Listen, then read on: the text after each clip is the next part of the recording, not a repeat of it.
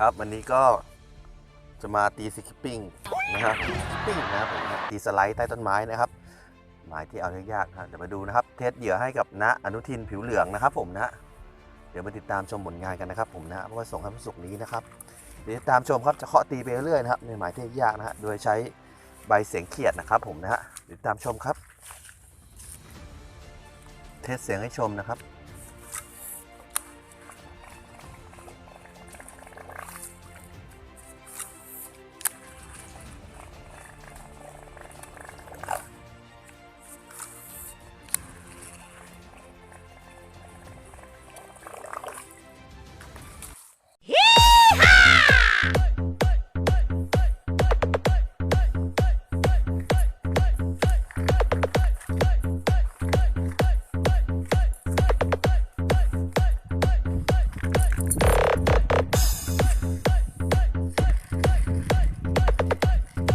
เรียบร้อยครับจะตีครับ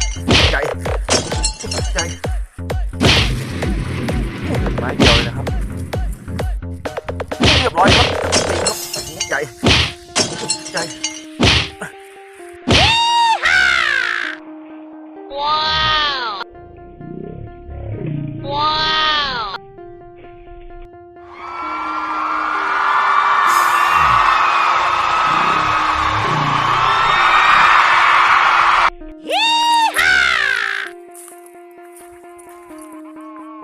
สกิปปิ้งนะครับ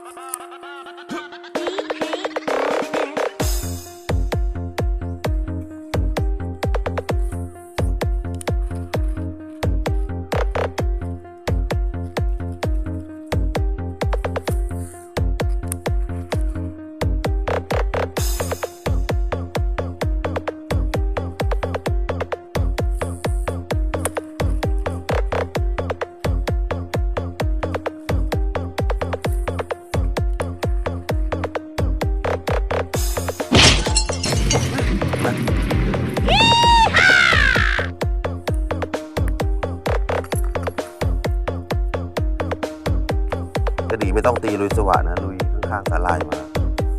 ลุกเลยแหละ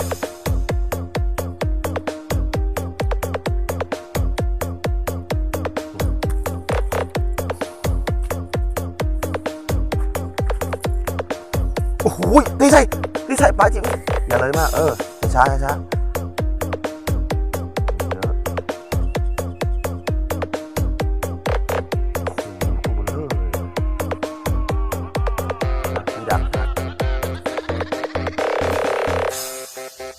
นี่ตีโซนเดิมข้างๆตี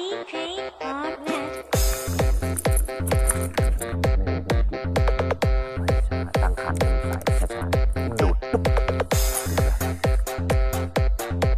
ติดแล้ววะใช่ไหมใช่ดิโอ้โหกระดิ่งมีเสียงโอ้โหขึ้นอ่ะโอ้ยใช่ดิโอ้โหกระดิ่งมีเสียงโอ้โหขึ้นอ่ะโอ้ย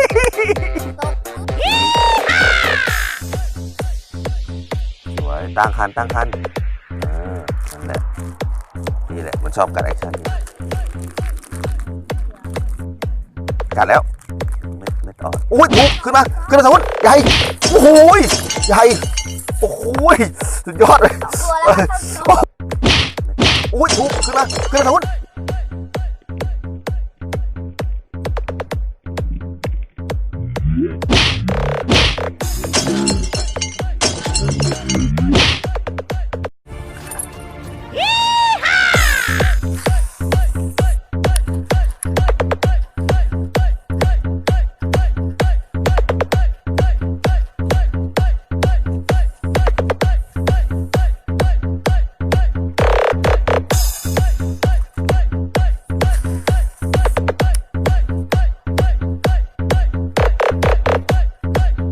เรียบร้อยครับโดนนะครับเหยื่อดีมีชัยว่าช่วงตัวใหญ่ครับตองโอ้โหโดนปลาขาวนะครับโอ้โหดีมีเสียงนะครับปลาขาวนะครับปลาเนื้ออ่อนนะฮะ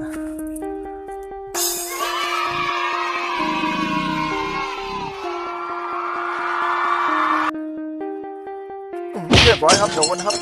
เหยื่อตัวใหญ่พึ่งครับตัวใหญ่นะครับ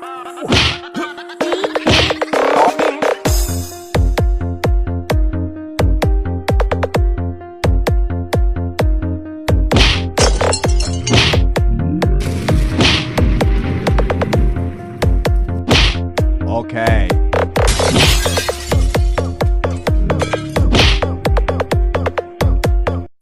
ดังด้วยนะคะ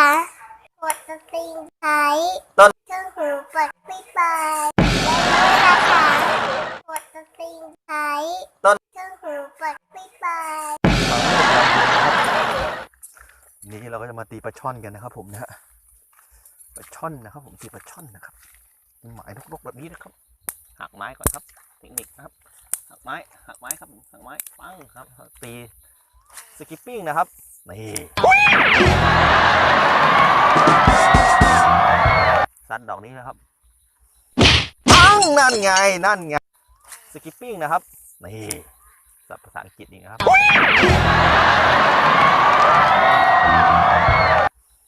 ปังนั่นไงสกิปปิ้งนะครับนี่oh no นั่นดอกนี้นะครับปังนั่นไงนี่ครับ